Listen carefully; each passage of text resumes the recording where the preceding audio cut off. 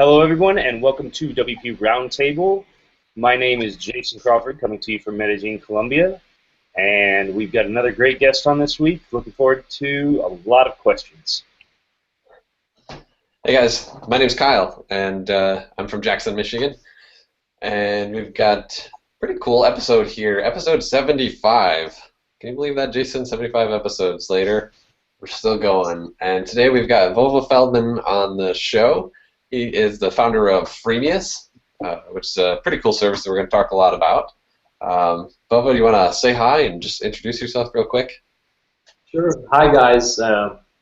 Pretty excited to be on the show. Hope to make it, the discussion as valuable as possible for the listeners. I'm from Brooklyn. It's becoming really cold right now. The summer was great, but now, it's becoming really chilly. I hope to make it interesting. Awesome.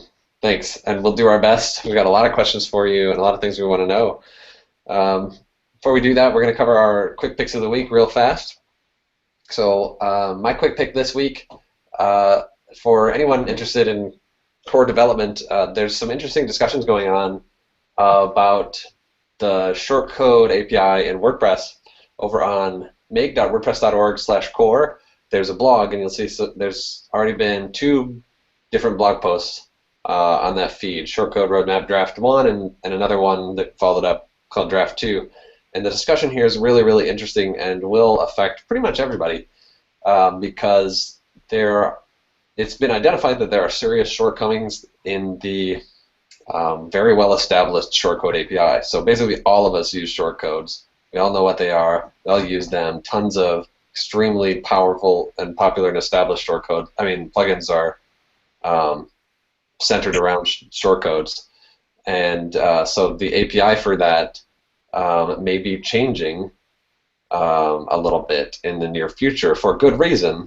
But the small issues that the API has have far-reaching consequences, and so it's very interesting for developers like us who maintain plugins that use shortcodes or themes that use shortcodes to understand what could be coming and to get involved in the discussion, because it's open for anyone to contribute their thoughts, their suggestions, their fears, and all of that. There's been some very almost heated discussions on some of these blog posts just about the ideas thrown around for how to improve the shortcode API.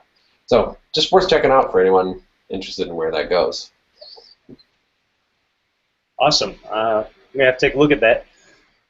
Mine is, for this week, Affinity. I think I've threw it out there when they were in a beta for one of their other programs, but it seems like every year I have an issue with, the last couple of years, with the Creative Cloud on Adobe, and this year my subscription ran out, had to renew it, and it's took several days, and it really forced me to jump into Affinity and absolutely have to use it. So I've been really thrilled with it. It's doing great. For anybody who's not using it for graphic design and to replace like Photoshop and Illustrator for a Mac, I've just been super impressed with them. Great program. So that's my pick of the week. Nobody, you have something?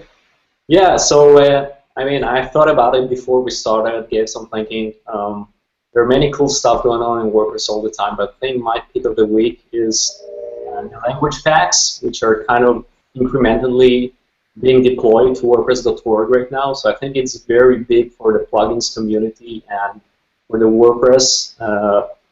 We all know WordPress 25% of the web, and it will be impossible to get there unless all the repository is going to be translated. And by now, it is a hassle to get your plugins translated. You always need to generate this MOPO plugin with the translation. Every time you change the lines in your code, you need to generate new files. And based on what I understand, right now you're going to have kind of crowdsourced force of contributors actually translating your plugins. And I think this is really powerful, and it's not only about like the text in the plugins, it's about the README file, like the marketing page itself, which is the first thing that actually users see when they're exposed to different plugins. But I think it's really a huge step for WordPress. Yeah, you're absolutely right. And actually, I had that on my radar for a future pick of the week as well because it's pretty monumental, and for people with plugins on the repository, this is big, a big deal, a big change, and all for the benefit of the end users using the plugins, especially in other languages. Right. So, thanks for sharing that. Let's move on to our questions because we want to learn a lot more about you, Vova. You and I met just a few months back in person over at PrestigeConf in Minneapolis, and I had a really great experience there. It was fun sitting next to you and learning about your business, which I had prior to not heard of, but I've since checked it out. It's really fascinating, and we're going to talk a lot about that. But first, I was hoping you could take us back a little bit. You've got kind of an interesting story about how you got where you were today. Let's start way back in the beginning. You know, how did you first start getting into technology and computers and things like that? Sure. So, like, I'm 30, by the way. So, you know, like all the other kids, I was all about gaming, playing around, like Need for Speed, whatever, Warcraft. And I got my computer when I was 9. And then I think when I was about 11, my father's friends gave him a book about C programming. And my father is a dentist, has nothing to do with programming, so he just took the book and, you know, forwarded it to me. And one evening I just started to read it, you know, just read some pages and play around with the tutorials, and was really excited about the fact that I can write some stuff and it makes intelligent stuff. So it was really kind of, you know, the magical moment for me to figure out that that's amazing, that's incredible power that I can leverage. And that was kind of, you know, my aha moment, and I figured out that's the thing I want to do in life. It was like a quick moment, but it changed my life. And I kind of quit gaming and just got into coding, building different stuff, whether it's for my small sister, some games, or, you know, stuff for myself. But that was my first experience kind of moving into the development world. And since I was young, I always had this spirit of, you know, entrepreneurial spirit, whether it started with Lego or whatever, but I always like to solve problems. So I think it worked together very well because you can solve a lot of problems using programming languages. So that's like the very early stages, and I think my first kind of big project was, I don't remember when was it, but if you remember back then, when the screens had this lousy resolution, and it was like iframes were very popular in the websites, and when you had like bad resolution, you were opening a website and then you had these 10 scroll bars all over the place. So I started to think, like, it doesn't make sense that you have zoom in software like Word, like Microsoft Word, but you don't have an option to zoom in browsers. So I said, maybe let's see if we can hack some solution. That was, I would say, my first kind of entrepreneurial experience in coding. I built processor for HTML and CSS and integrated with Internet Explorer. So you had a small button, you were just clicking it, and it were automatically adopting the screen size.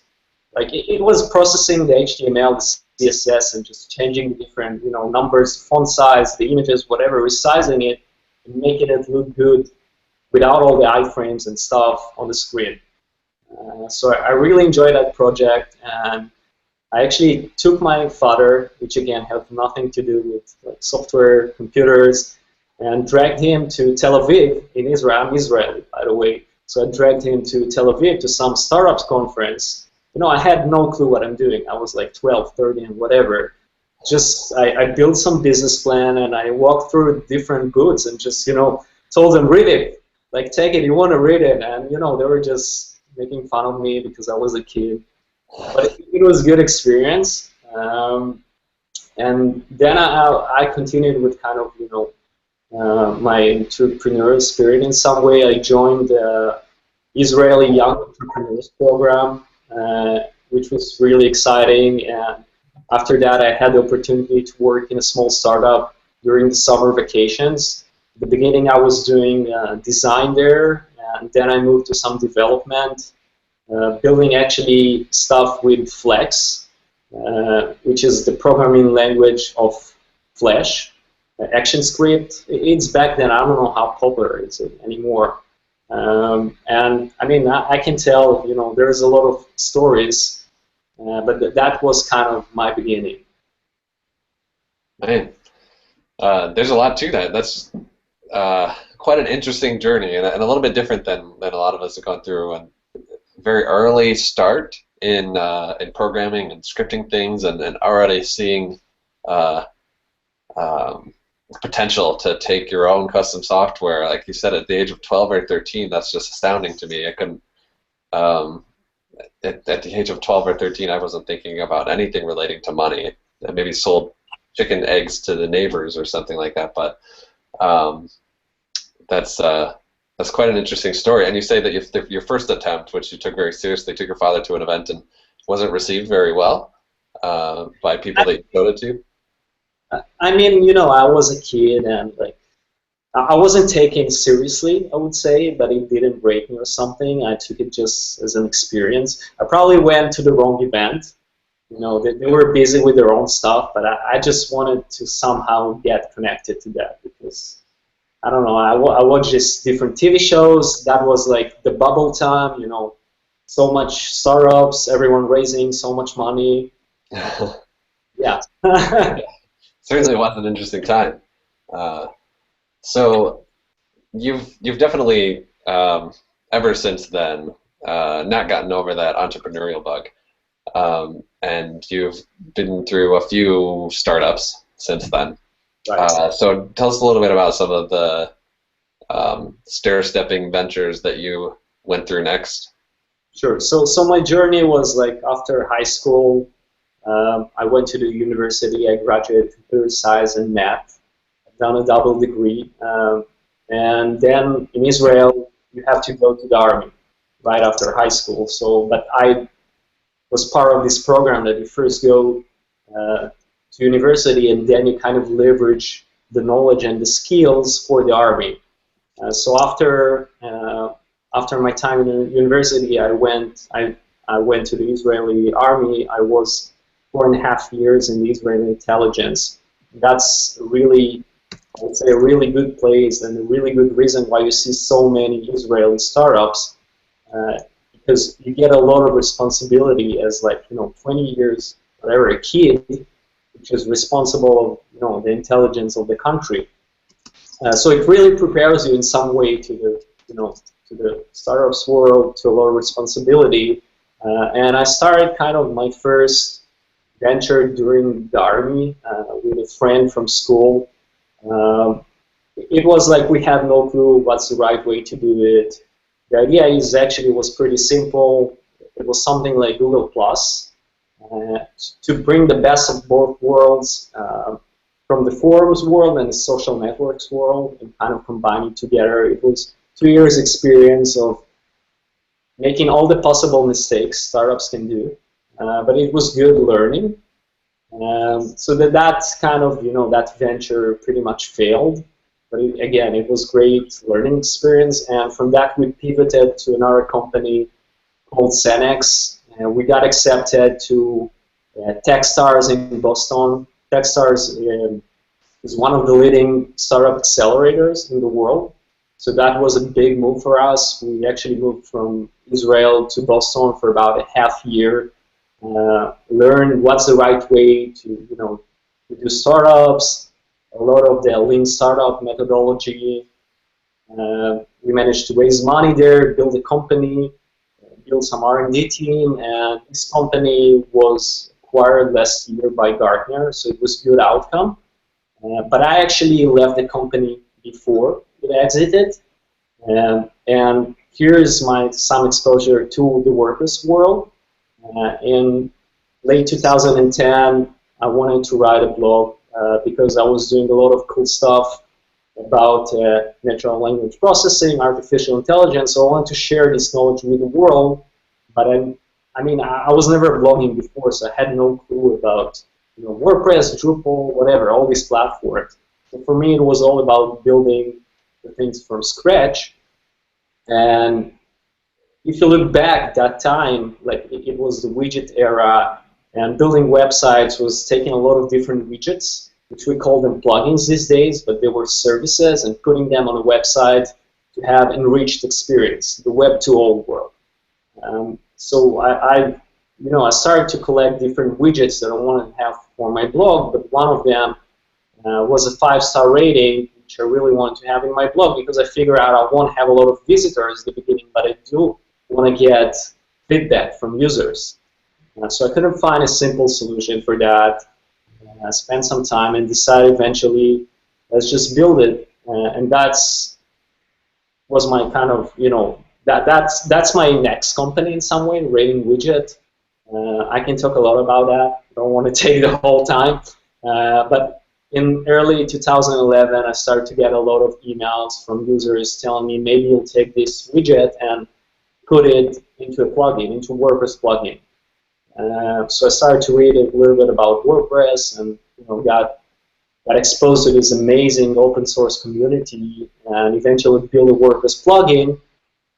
And when I left, I'm jumping 2 years later right now, when I left my previous company, I decided to work in Rating Widget full time. So I joined to another guy, he joined me, and we had another half-time developer. So we spent about a year taking Rating Widget and turning it to a commercial solution, monetizing the product. And we managed to do it pretty well, started to make money fairly quickly. We're 5 employees right now, bootstrapped from that. But that's what led me to Freemius eventually. Looking back, I would say on about October 2014, I started to look back and figure out that the core product, the 5-star rating, didn't really change on the whole year that we spent working on that full time. So I started to think, what the heck we've been working on the past year. And after doing some research, talking with a lot of developers, I got to this understanding that building plugins is fairly simple. That's the easy part. The other part, which has nothing to do with the product itself, turning it to commercial solution, it's way harder. So I started to think, we managed to build a pretty successful business from one plugin. Why don't we kind of take what we build, wrap it into a multi-tenant platform, and help other fellow developers to achieve what we've done, but instead of spending a year in that, doing that fairly quickly, let's say in a day, and we want to optimize it to 10 minutes. That's our goal. So with that, Freemius is a monetization platform for plugin developers. Basically, help developers to turn their plugin into commercial solution in no time, handling everything required. Well, so just to go back for 1 second, would you mind telling us maybe what your one thought is? Maybe the one thing you talked about, that company that failed originally, and what would be your one takeaway from that experience that you said you learned from? Sure. So the main takeaway is like the way we understood back then is that if you want to, have a company, whatever, you first need to have a product. You need to launch it, and then, you start to see what's going on. This is like the biggest mistakes first-timers doing. That's the last thing you want to do. First, you need to validate the market. You want to do it as quick as possible, because I developed Circle-It, which was the name of the company. It was more complex than Facebook. I spent about 2 years and then figure out, only on development, and then figure out that this is crap after 2 years. Okay. So that's a shame. That's a waste. That's an important 2-year lesson. But I could test that and validate that way quicker than spending 2 years developing it. So that's my biggest takeaway. It's something also that I really learned after being part of Techstars is fast iteration, quick market validation.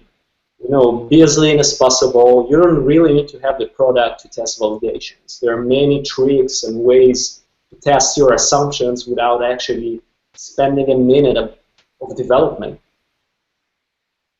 All right, that's awesome. And is that kind of information that you bring in when you're working with these other plugin developers? So I think that's one of the beautiful things with Freemius. It can cut the time to market.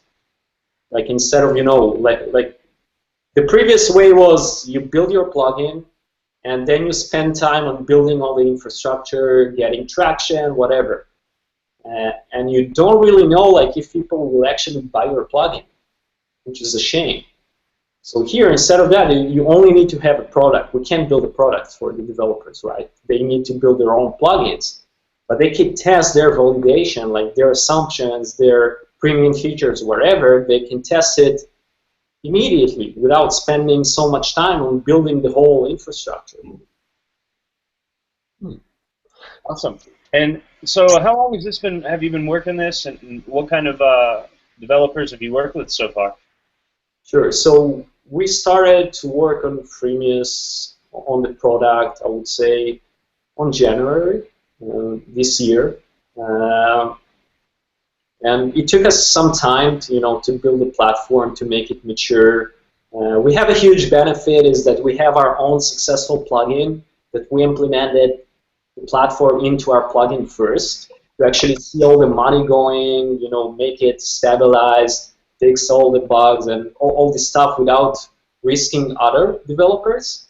And now we're in the stage, we still didn't launch it, we're still in a closed beta, but we work with dozens of developers, so I don't want to share their names, like I need to get their permission, but we have dozens of developers that we're working with on a daily basis, and they're implementing Freemius in their plugins.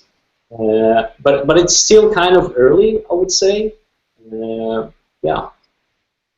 So what do you spend most of your time doing day to day, Vova? Oh, too much things. There's not enough hours in every day.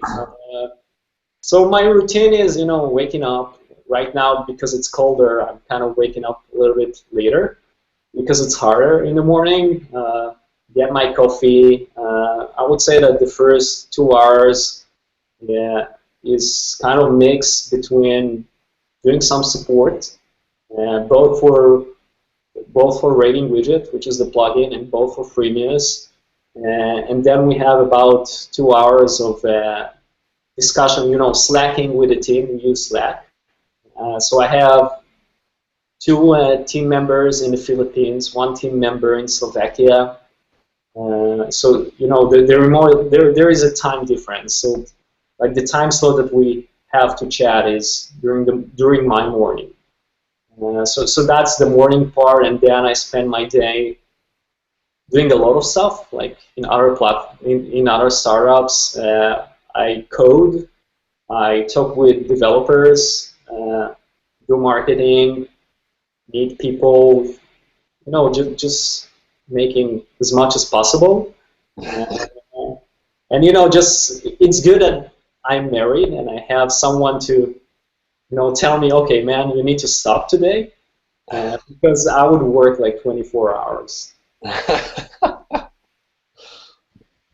Wow. So what are some of your favorite parts about the job that you have right now? About what, sorry? The job that you have right now. What are your favorite parts about it? I mean, I've been doing startups for the past 7 years, and I wouldn't, trade that with anything else in the world. So I don't feel that I'm working. I feel this is my life. I like what I do, and the simplest symptom to figure out is I'm waking up happy on Mondays and excited to complete my next stuff, my next goals. So I'm excited about all of this stuff. I'm excited about the mission of Freemius, of kind of helping developers around the world make a decent living from home. I think it's a big mission for us. We're really excited about that, and it's drive us to work hard all the time. Yeah. So aside from using Freemius, what are some other resources you'd recommend for startup people who are interested in getting involved in startups? There are so many stuff. I think one of the important things is kind of stay up to date, see what's going on with the market all the time, because we are market driven. And if you want to see, like, find opportunity, there are so many topics in startups. We just can't cover it, in 1 hour talk. But I would say, it's my perspective on everything in life. Like, if you're not good at something or you want to improve in some field, find a person that has the right knowledge and has the right experience and try to turn him into your mentor or something like that.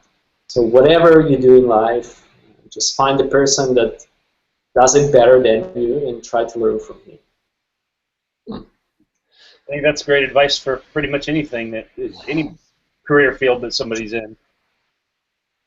Yeah. So I'm curious, Vova, you right now are focusing on WordPress, and I know in your background you've been involved in a lot of things and worked with a lot of different platforms, and your WordPress plugin was kind of just this opportunistic thing that came your way. You took advantage of it. And Freemius is starting with WordPress, but you do indicate on the site that you would intend to eventually expand into other platforms, which is fantastic. If somebody were outside the WordPress world were to ask you, why are you focusing on WordPress right now? What's special about focusing your efforts and your business around this particular subset of the industry? Sure. So the answer is, simple as possible. 25% of the web. That's the biggest platform. I think it's the biggest opportunity. I mean, there are markets, like if you look in the e-commerce market, it's probably like the financial opportunity, the market share is bigger there. But the thing is, there are more players in that market. There are more players in the e-commerce. Like if you look on Shopify, and you go to, they have an app store, which is very similar to WordPress.org, but they do provide some kind of monetization there. So most of the apps, the plugins for Shopify are owned by companies. It's not so fragmented and not monetized as in WordPress. Like if you look on WordPress, 99.9% of the plugins in WordPress.org are not making $1. So the opportunity is way bigger, and we all you recently hear this word of that kind of the themes gold rush is already behind us, and now it's the plugins gold rush, which I really agree. So with Freemius, in some way, we're kind of providing the digging tools for the gold. So I think it's really big opportunity with WordPress. Yeah, definitely well said. You've been involved in startups and things for a while, and different technology-related businesses every time. So you, I think, bring an interesting perspective when you look around at like the market or like all the players in the WordPress industry, the people who are making money, who have established and growing businesses, the Rocket Geniuses and the Woo Themes and the iThemes and all these companies who are doing pretty well. What's your assessment of the market right now? And like, do you see things changing in the near future? Like these companies going bigger, or different companies growing, or more mergers and acquisitions taking place, or a lot of small businesses sprouting up in certain areas? Like, you got any feelings? So you ask tons of questions. Sorry. No, that's fine. I mean, I definitely see that the WordPress ecosystem is maturing. Like if you look at 2010, when you talked about money in WordPress, it was kind of a rude word, right? Because the expectation is like it's open source, everything's supposed to be free, and that was the thing. But you see it more and more, especially on the users, on the publisher side, people understand that there are people working on this stuff, and if they want to get this continuous maintenance, support, all this stuff, that they need to make money in some way. And like if you look at all the popular plugins, the most popular plugins, they have companies behind them. Like, these people have some financial stability to continue, improving the product, doing all this cool stuff. With regards to the company sizes and how the market would change, I think that, I mean, for me the opportunity is so big, and I feel that it's very strange that there is only one company called Automatic, which is a $1 billion company in the market. It just can't be. And I think that WooCommerce, it's probably the biggest miss in the WordPress ecosystem. It's still the biggest e-commerce on the web, and it was acquired by only $30 million. And I'm saying only $30 million. It's a big number for people, but in the startups terms, it's tiny exit. And this company had so much more potential. Like, look at Shopify, look at Magento, look on all these e-commerce platforms, which are smaller than WooCommerce, and they worth $1 billion. So for me, that's a big shame. I feel that because of the background of the people who are involved in the WordPress community, most of them are not coming from startups experience. They are more kind of, people who change their careers, start to do it on the side, and then move to that full time. So they are not aware of, the capabilities and how much their products and companies, what are their potential. And for me, that's kind of a shame, because I want to see more of these companies, more of these billion-dollar companies, because the opportunity is there, and we all know that. But I want to see more of these companies growing and getting this big. And I think people need to take more risks in the community. Like I talk with many developers, also with high-end developers, like the Gravity Forms, and they're in the mindset of developers, like, it's working, especially if there's money, so I don't want to touch it. The problem, if you're not touching, if you're not moving with the market forward, you stay behind. And you can't really grow without taking risks. So I want to see more risk takers in the WordPress community. That's awesome. And so what do you think has made that change so far? What have been the biggest parts that have brought WordPress from the everything must be free to where we are now, and we're comfortable with purchasing these plugins and extra parts? And what can we, as a community and as individuals, do to kind of help push that to where you want it to go? So I think many people were kind of burned from these abandoned plugins, abandoned themes, all these sole developers, which eventually, after a few years, have to change their career in some way. Then, they need to bring food to their tables, and they can't just do it for fun. So yeah, they're like, priorities changing. So I think many people in the community were kind of burned. So they're starting to understand that it's important that there is some economics behind the plugins.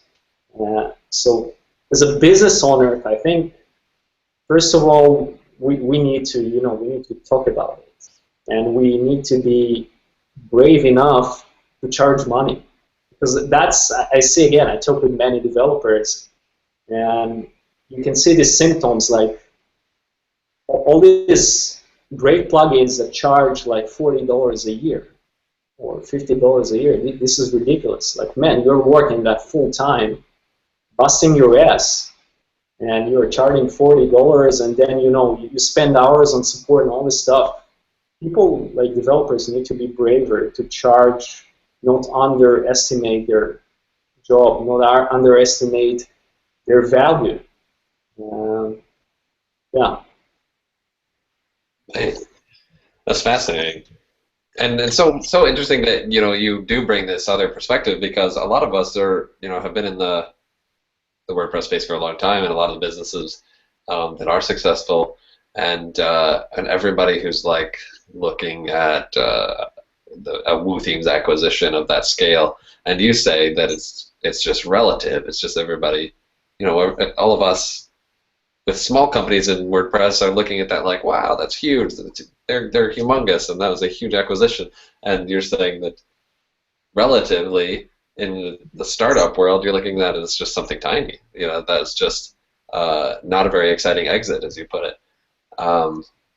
So I think that's really fascinating and good perspective.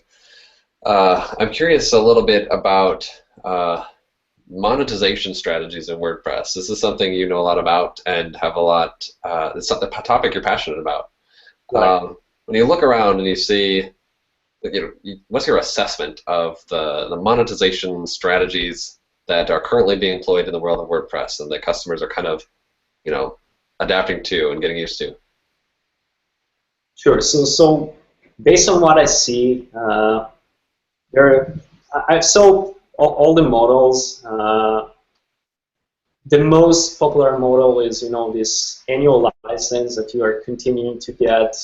Let's start differently. There are three types of plugins. There are the free plugins, which you just get them and enjoy.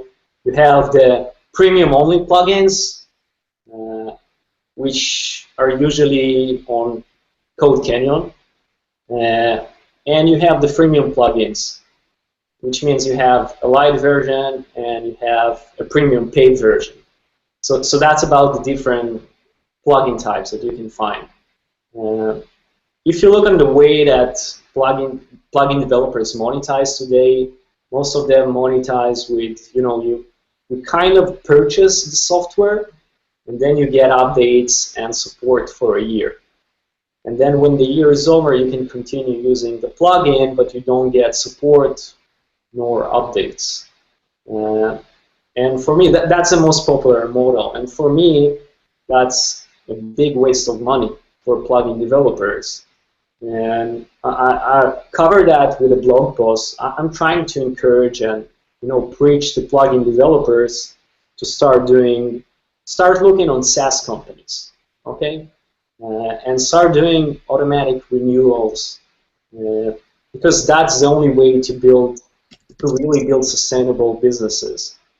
Think about it as you have a bottle, and you always bring more customers, put more water inside the bottle, and if you have holes in that bottle, then you need to continue refilling this bottle, and it will never get filled. Why don't you why don't you buy a bottle which don't have holes? Automatic renewals. Why do you want to lose your opportunity to grow your business exponentially and actually always run after newcomers? The market is bounded. It's not endless. So for me, that's a big, I'm trying to preach that. I know it's not popular in the WordPress community yet, but I think there are ways to do it. And also, no one charges monthly payments, right? Unless you're a service. And I think that's a shame. You can charge, developers afraid that if they will do monthly payments, that people just download the premium version and that's it. After a month, they will stop paying. But today there are solutions with licensing, and if this person is buying from the first place, he'll probably continue the subscription to get a continuous updates. And when you have this short-term licensing, you can fill up other use cases that you couldn't do with annual payments. For example, with creating widget, we have many users who are upgrading for a few months because they have contests. Same thing you can think about Gravity Forms. For example, if you want to do some event and you need a form plugin only for this event, you don't need this website for 3 years.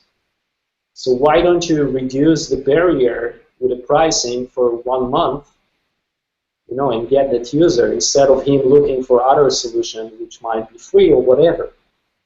So I think a lot of developers are kind of losing money from not providing this monthly mechanism. And this is something that we incorporate in Freemius. We support monthly payments, annual payments, and also lifetime payment. and it's all automatic renewals. Basically, we try and, it's something we didn't discuss, but the name Freemius is a combination of freemium and subscription, or freemium and SaaS. So we're trying to push plugin developers to become more SaaS or subscription sustainable businesses. There are so many S words which are good for this use case. That's where we're pushing developers to go, to build sustainable businesses. Okay, that's awesome. I'd like to know, like, so maybe what kind of people are using your product right now? I know you talk about developers, but are we talking you know, one plugin things, or are we talking developers who have themes, plugins, and maybe even other programs out there that are outside of WordPress? So our focus at the moment is on developers that with a freemium version. That's our focus at the moment. And we want to leverage, because at the moment we're not providing any distribution channel. Like, we're not a marketplace, a Code Canyon that you go and buy the plugins on. So we want to leverage the distribution of the WordPress.org repository. So we mainly work with developers that have a freemium version, and the free version is hosted on WordPress.org. And we really believe in WordPress.org because most of the WordPress plugin downloads in the whole ecosystem are going to WordPress.org. And the reason for that is every time you Google something related to WordPress plugins, the first results are WordPress.org. Same thing if you go to your search inside the admin dashboard of WordPress, the search is WordPress.org. Like, anywhere you go, you're at WordPress.org. So you get this free SEO distribution, whatever. We want to leverage that and close the gap to convert your free users to the paid version. And the way we do it with Freemius, you actually don't need to have a website with Freemius. We convert the users directly through the admin dashboard. Like, the pricing is in the admin dashboard. That's the most natural, most organic place to convert your users. Publishers, users, they like their comfort zone. They're used to stay in their admin dashboard when they manage plugins, test them, whatever. Why would it take them to external websites, you know, add this barrier, add this friction to convert them to your paid version if you can do it directly from the admin dashboard?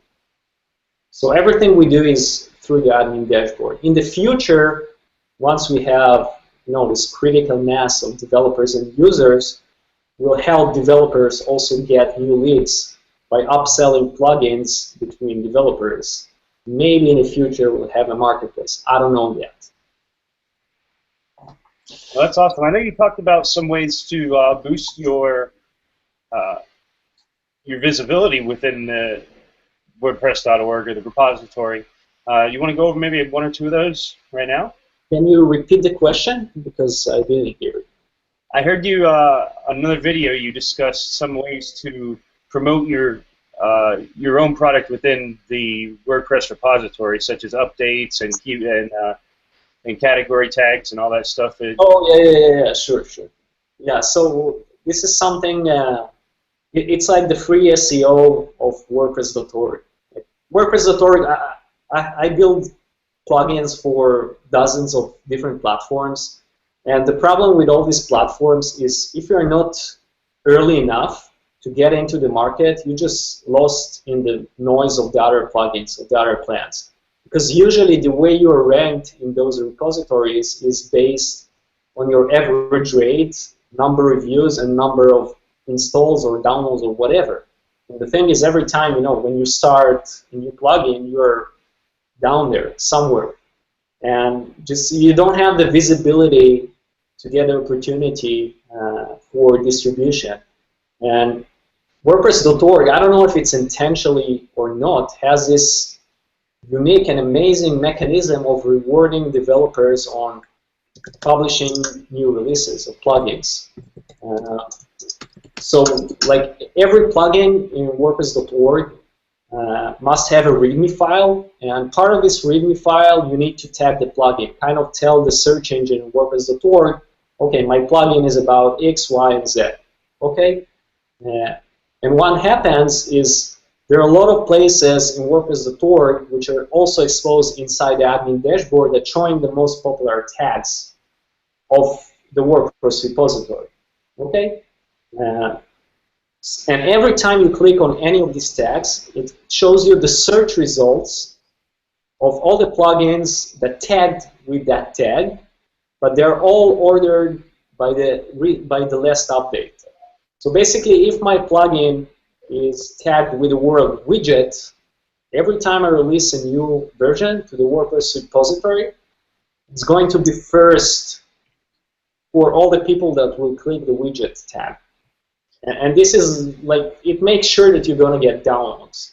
So whether you're starting, whether you want to increase the number of your users, all these continuous updates and releases will assure that you're going to get new users. And that's a pretty unique mechanism. Man, fascinating. So, Vova, tell us a little bit about how you define success personally and professionally. So for me, I would say as an entrepreneur, there are 2 or 3 key factors that keeps me going. One of them is I always measure if my connections network is growing. It's pretty easy to measure that. You just go to your LinkedIn. I'm only adding people to LinkedIn which I really talked with and met. So that's, you're always kind of expanding your connections network, and that's the most important thing as an entrepreneur. The second thing is always improve and learn from your mistakes. I mean, startups, it's one big mistake. You have so much failures, and if you're not learning from your failures, I mean, you probably should quit from the startups world. So you always need to improve, continue learning new stuff, and iterate. So that's, I would say, the professional way, very high level. And then you have the micro level, which is very depends on what stage are you right now. So for example, if I'm fundraising at the moment, and measure for success is if I managed to raise enough money or based on the goals that I set to myself. If I'm at the moment, which is very relevant, my main focus is on board as many developers as possible to Freemius. So it's very easy to measure. Like I'm talking to developers, I see how many developers starting to use the platform. If I won't see any developers integrating Freemius, there's a big problem here. So that's measurement for me. Yeah. Wow. Yeah. So that's great. Very specific and very inspiring. So, if you had to use some other system besides WordPress, what would that be? And also, tagging off of that, when you expand your horizons beyond WordPress, when that day comes, what directions do you think you're going to look first? So, if it wasn't WordPress, if it wasn't Freemius, I have many other, like my ideas notebook is pretty filled up. So, it just requires market research and see what I'm more passionate about. If I would pick the next platform for Freemius, it would probably be Drupal, because they have also very strong open source community. It's very different than the WordPress world. It's more service oriented, and it's more, I would say it's less these sole developers and more about consulting companies and stuff like that. But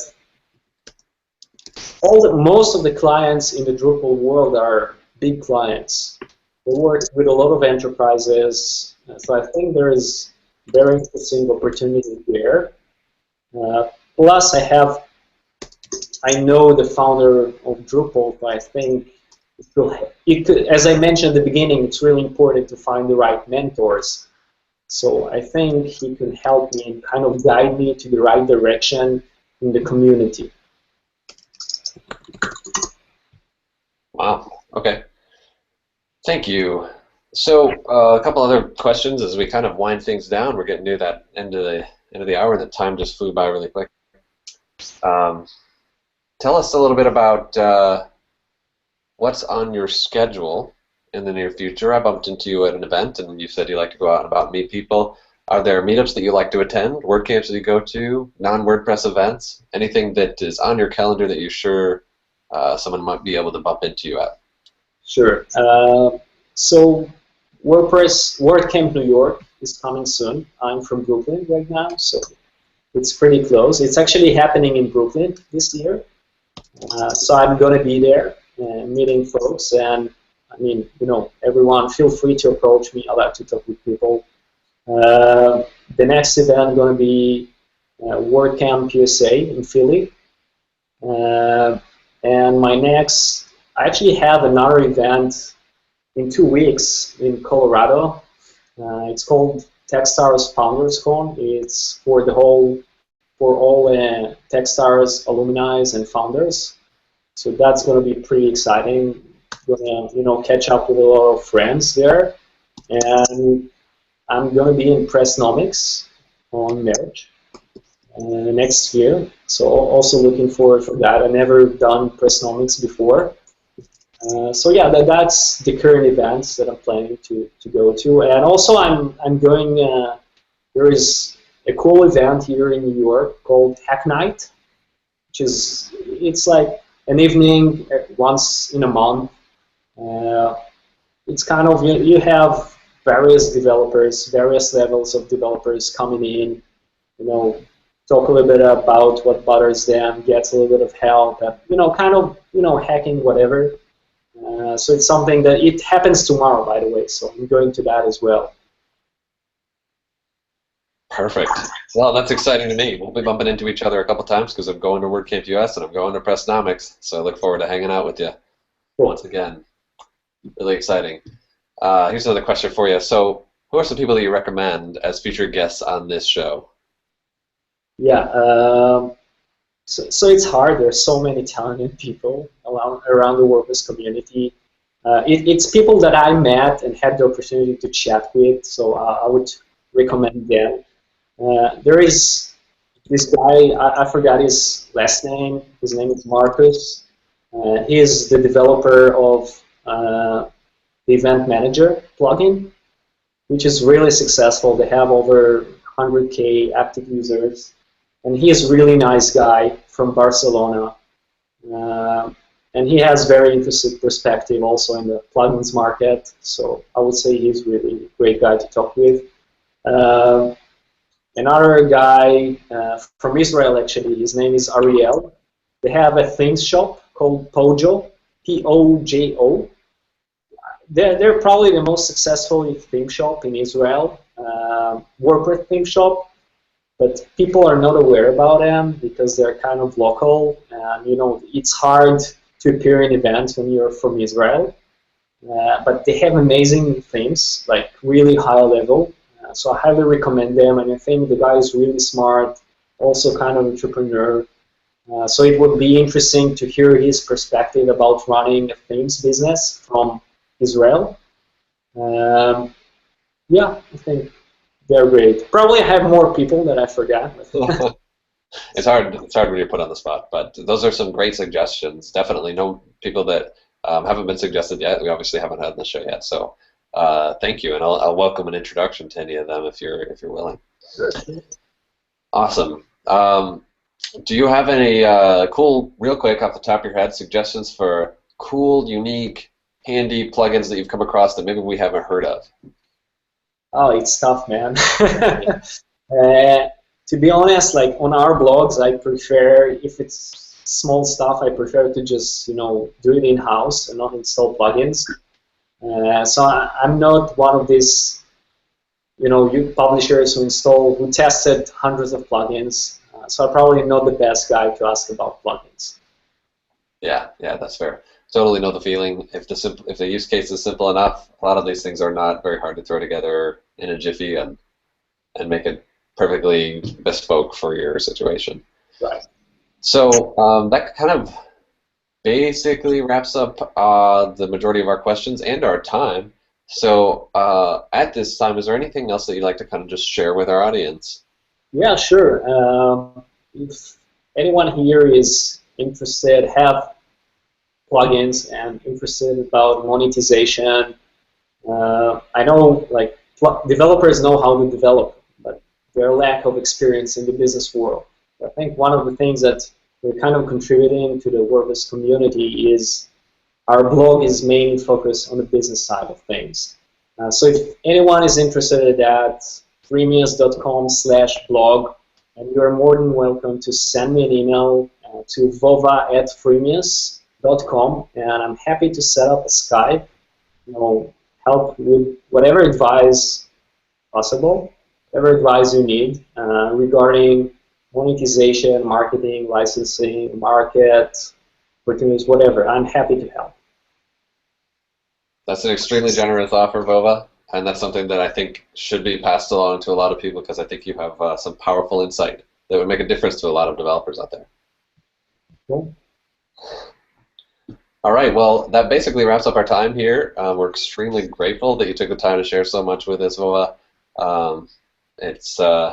It's been a pleasure learning about your business and your interesting insight, your cool story, your perspective on the WordPress market. Really eye-opening for me, and I really love what you're doing.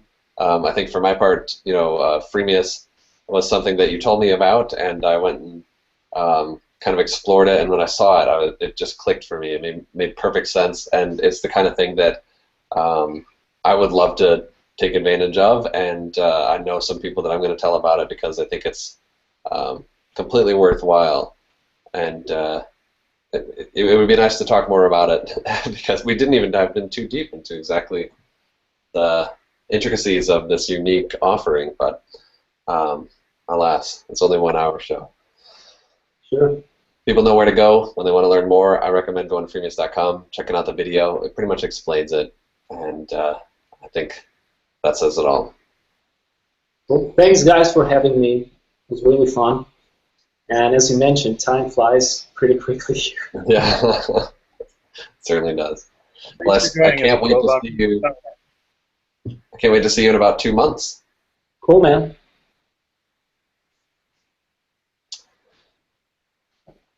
Yeah, thanks again, Vova, and hope to get to see you again sometime. Sure, guys. Thank you.